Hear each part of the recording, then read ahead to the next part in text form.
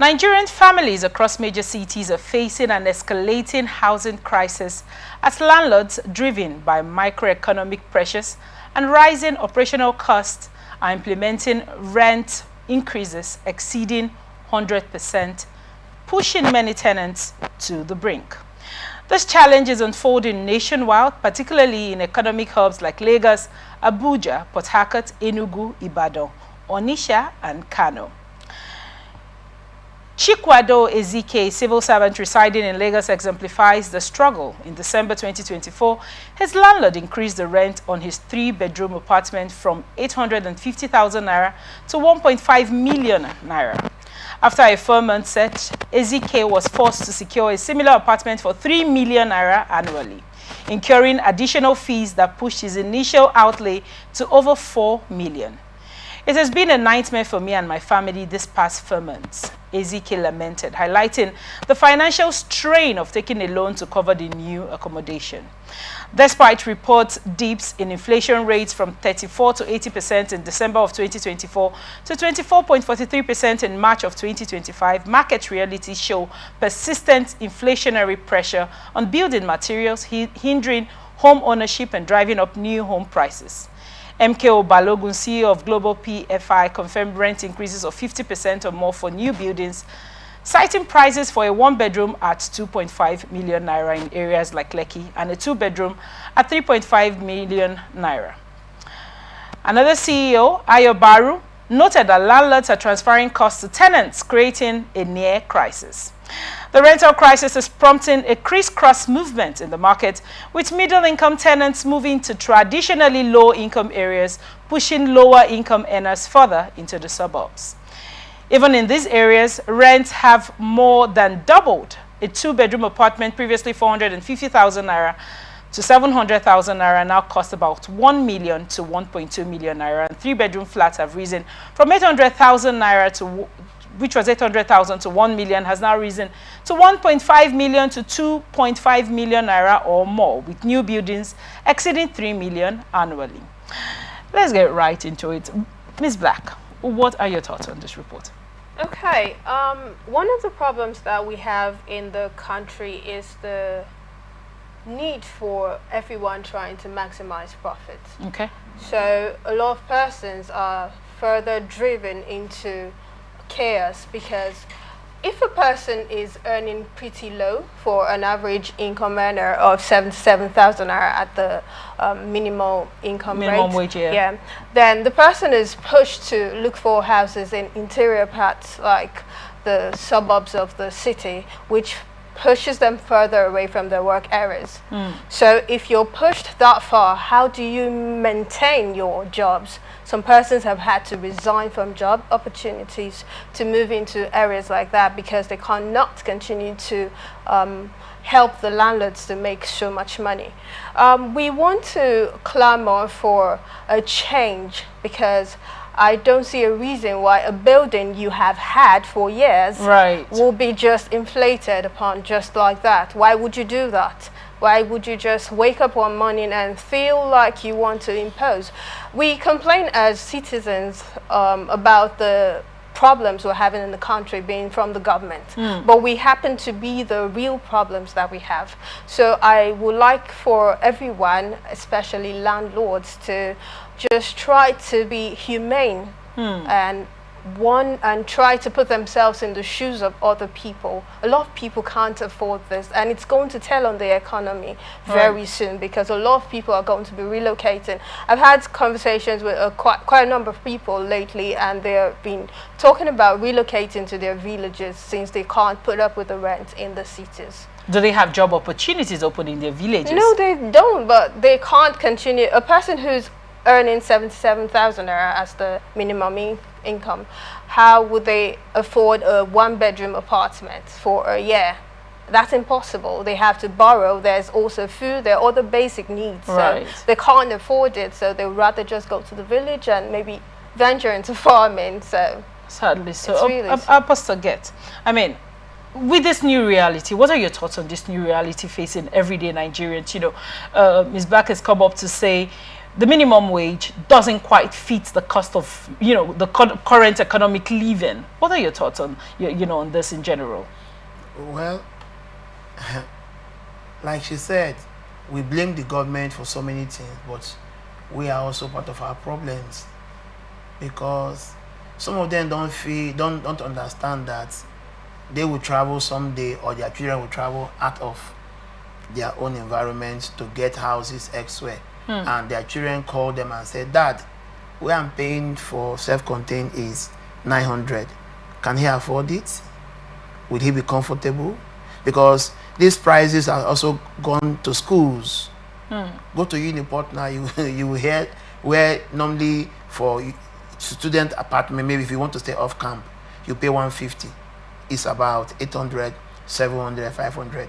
So where your son or daughter need that her comfort, that privacy, and you don't want them to stay in a public hostel. Are you ready as a parent to pay 500, 600 to another landlord? So it's a collective thing that everybody need to come together and look at the areas. If you're not having a new house, why giving us those kind of exorbitant prices? You understand? Now is when we look at this report, do you think the issue is laid down on old apartments, right, increasing the price cost of renting into old apartments, as opposed to new apartments, giving the new reality of how much it costs to build their houses?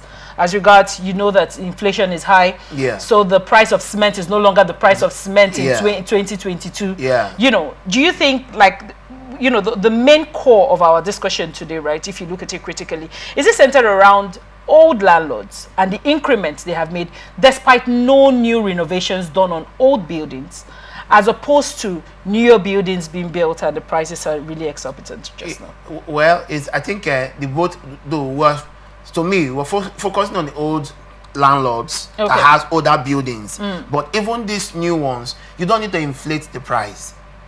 You don't need to inflate the price, because I think if you buy more of the cement, you don't just buy like somebody who buys one.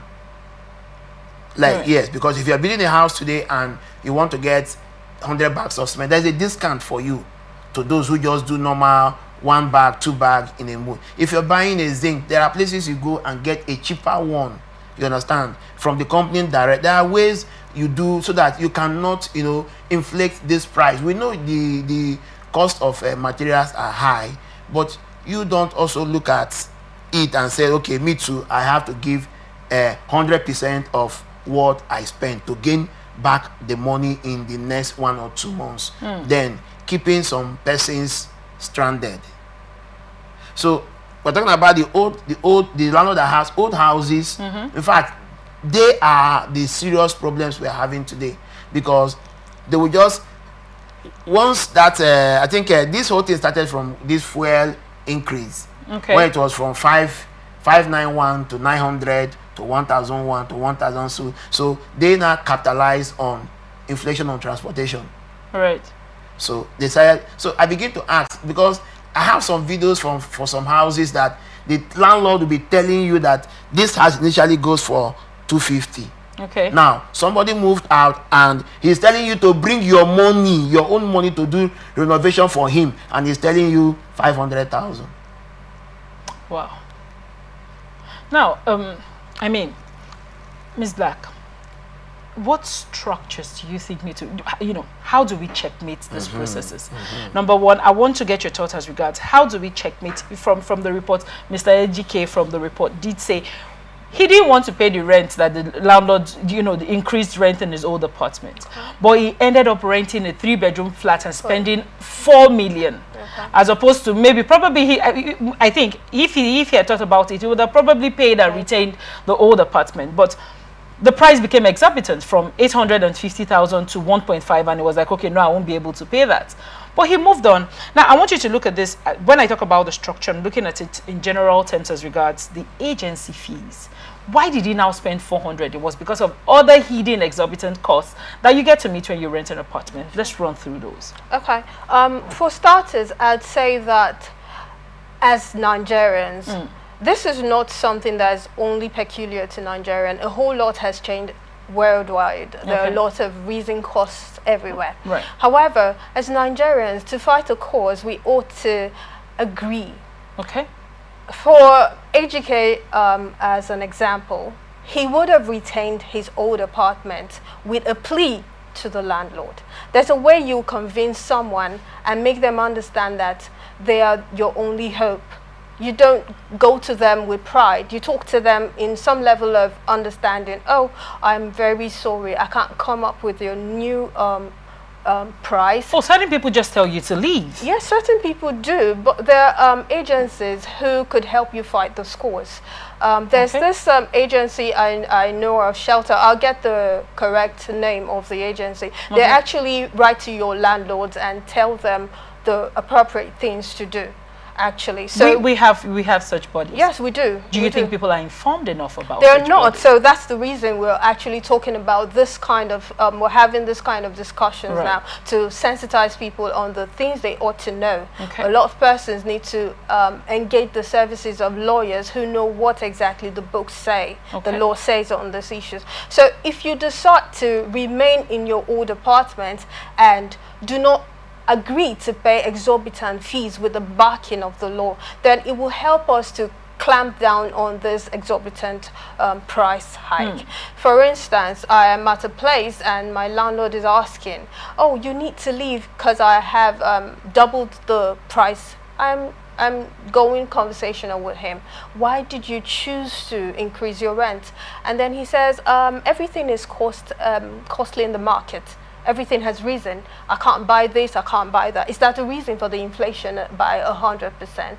He said, yes. Okay, then you have to renovate my place so I could be very comfortable to know that there's a reason you're inflating it. You can't just give me the same property for the same price. So you have to renovate so that I could gladly pay. I have the same functionality as a modern house. For instance, there probably isn't a water heater like some persons will love, or maybe the POP a lot of persons are clamoring for. So you want to raise your amount to meet with the standard. Then you ought to also renovate your house to meet with the standard. Did he agree? He did, and he's making renovations. So what I'm trying to say is that if we collectively frown at paying this exorbitant price, if someone says pay, you have to come to negotiations with them. A lot of persons would say, oh, you must move out. Then you allow the law to take its course, charge them to court. Can people afford this court bills?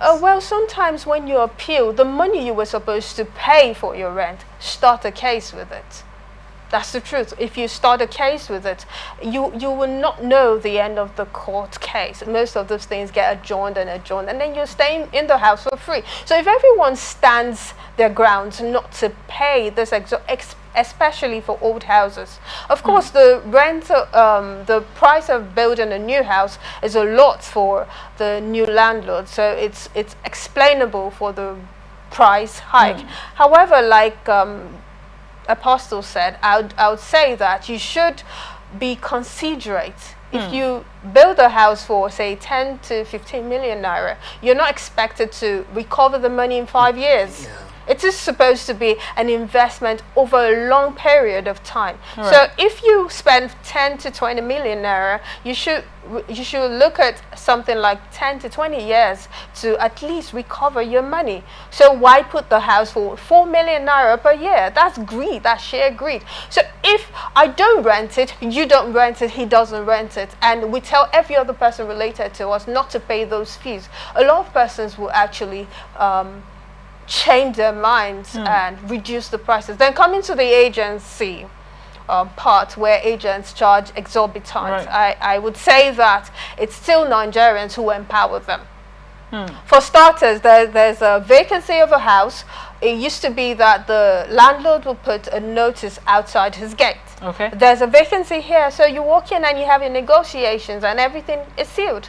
However, some persons went along to hijack this process and made it really hectic for a lot of people. You go around and you are not even involving an agent. However, you get to the house and you're like, oh, there's a vacancy here, and then the landlord says it's already in the hands of an agent. What do you mean? It's in the hands of an agent. I walked up to you, it's your property. What are you talking about an agency fee? So the point is that a lot of people are desperate. For Ejike, his landlord asked him to leave because he couldn't pay the rent. Why didn't he just sit there? The house is not uncomfortable for you. I would say it's a little not reasonable. That's the word I would like to use. For you to leave a house that goes for 1.5 million naira to go to pay for a house for 4 million naira. Do you know, now we're talking about the agents now. You know that he probably left the apartment because he thought he could find better. He could find newer. Okay. Forgetting that he could have had the same conversation you had with your landlord. And moving out there, he noticed something which I'm going to ask Apostle to get about just now. Why do we pay these exorbitant agent fees? Why is it a necessary thing? Why do we pay this drink money now?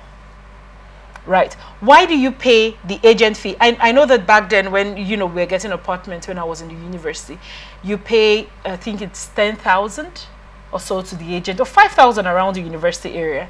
Then you give the landlord, I think it's 10,000 for the drink money. That has become 100, 200,000. Then why do we now pay an agent? Then why do we now still have, lawyer fee? Why do we have all these extra fees that surround the renting? Okay. See, I think 2002, 3, I can't remember, but I rented a house in Niger Street, a one-bedroom apartment for 200,000 naira. So the landlord said I should get 3 bottles of wine to eat. So I didn't question him. I didn't know why he asked me. So I think the day of our meeting, he now reminds me, please, the drink you're buying is not for me. I want to introduce you to some persons that are key players in that environment that can help you should in case you have issues since you're coming to the compound or to the environment newly. Okay. So as at then, it's not like drink money. I did not even pay agent fee. It was my sister that directed me and showed me the place that place was vacant. And when I went there, the landlord was doing work on the environment, the compound. So I approached him, and then he collected that train wine, took me to the next neighbor and introduced me to the family and gave them that wine. The second person and the last person was an elderly man. And you see, after doing that, those persons were my backbone. Because as at then, he told me there is no water. There's no sumo, no borehole arrangement. So I will be getting water from this first person I gave the wine. Then the other person there, if this one they don't have, the other person can give me water. Then in 1 week time, he fixed and gets sumo and the borehole, and we have our own water. Right. But that thing he did foster a good relationship between myself and those persons, because right in the compound we are just 2 tenants inside the whole building, and the other tenant was not available, so it was just only me. So I don't understand. After then I begin to hear drink money. What are you collecting drink money for? Normally, if you want to do that, it's supposed to be where you share with your tenant, where you have a lot of tenants in the house. You will tell them that, see, this amount, we have like 5 tenants in the house, in the whole building. So you are going to bring so amount for drink. So they welcome you. But that is not what they are practicing currently. And the agency, why am I paying you 20%? Is so exorbitant. Is wrong. It is not a law anywhere for agency to be collecting even 10%. So we are doing that at our will, not their will, not to compel us to do it. But we are now being compelled to do it. Because Nigerians like to endure. Fela said we do what? Suffering and smiling. Suffering and smiling. You see, those songs those days are spiritual songs. They tell you what is happening to us. We are suffering and we are smiling in it. It is high time we rise against this. We still have some good agents that will take you to places and you are done with your business, and they will tell you, okay, it's 10%. Even Even if you don't have the 10% or 50,000, then you tell them that, please, I don't have 10% or 50,000. Can I give you 30,000? They'll look at you and say, okay, why? I can be in your shoe tomorrow. Right. Now, the problem we are having, association of agency, check their houses, they live in Bacha. The money most of them ask you to pay, they can't pay it even in a house of their own. They live in Bacha houses. They live in houses that they 3, 4, 5, 7, 8, 9 persons are in one room, but they are coming out. So what do they do with all this income when they gather it? That is the question I keep asking most of them, because currently where I'm staying, it took me 4 months to get where I'm staying currently. 4 months? Yes, 4 months. November, December, January, February. It was in March, 1st March, I entered where I am today. Wow. Now, what happened? I had an agent that did not ask me for. Now, you're talking about 20%. They have registration money. Inspection. You register first. You register first with them. Now, you know that back in the day, you know, for and viewers that, you know, really don't understand the full scope of what's going on, and to give more clarity, back in the day, you pay, because you have several agents looking for an apartment for you. I think that's how it used to be done. Yeah. You reach out to Mr. A, your sister might introduce you to Mr. B. So you have 3 different people looking for an apartment for you in, let's say, Ada George area. Now, this person will say, oh, I found around Chinda. When you go to that house, I think that is when you pay the transport, and they usually take whether it's 3K or something. No. That's about 2,000. No, it has changed. I'm telling you what I passed through. My agent that I contacted was a good guy. I didn't pay agency fee. So we pay agency fee now. Currently, you pay registration fee for 10,000. Then, when you pay registration fee for 10,000, you will not be, before they show you, it has a call a movement fee. Movement fee of 5,000. That is aside from the registration.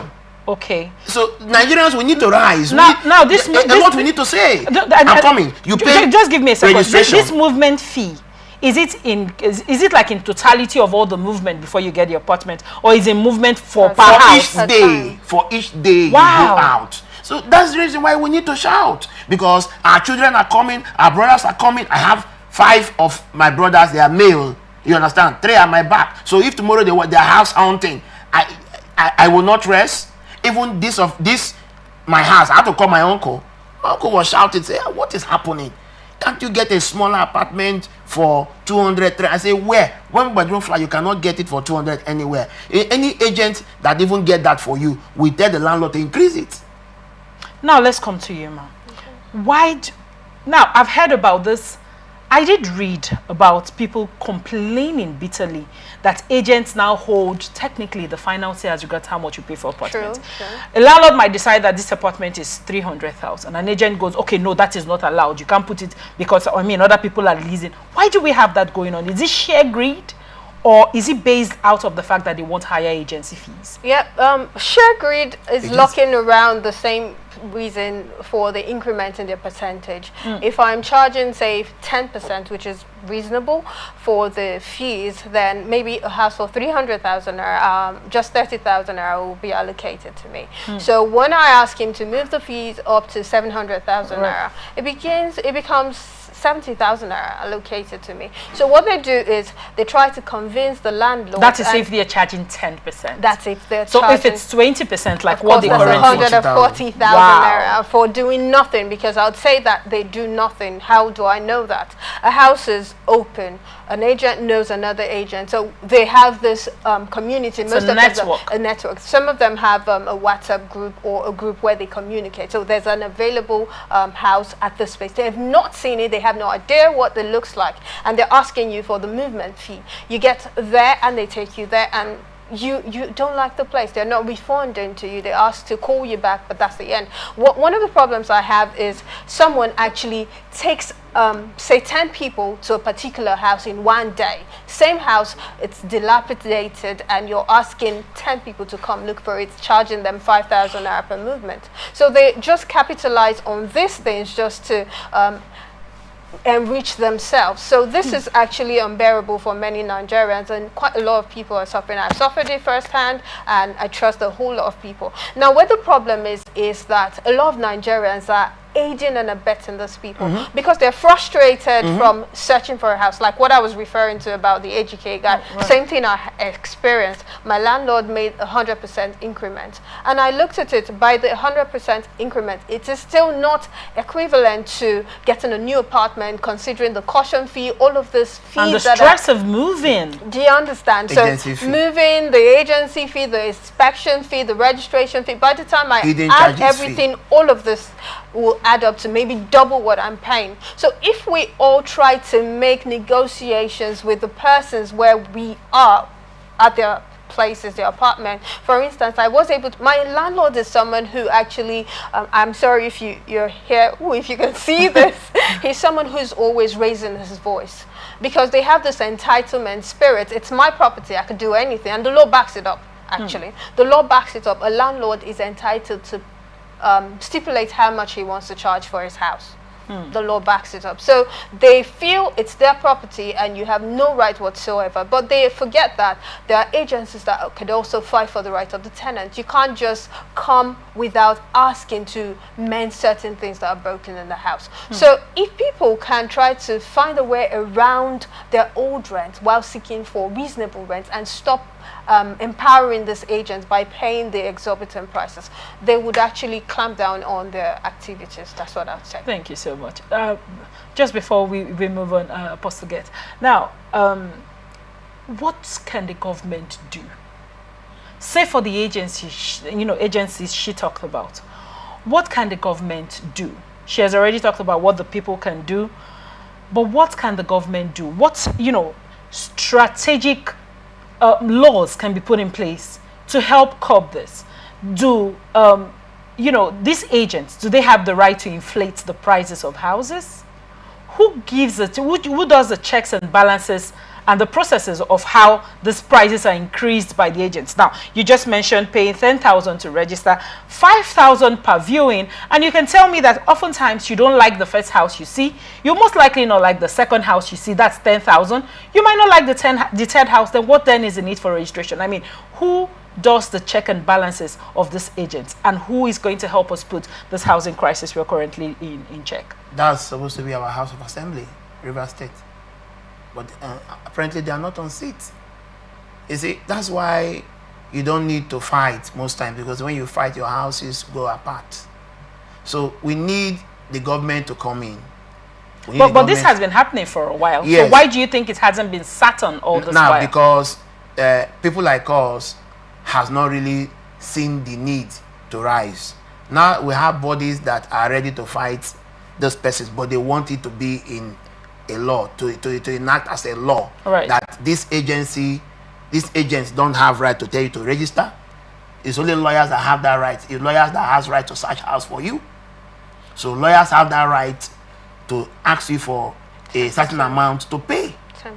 10% to pay agency fee. By the law, it's 10%. Yeah, by the law. And that's for lawyers. Only, not for agents.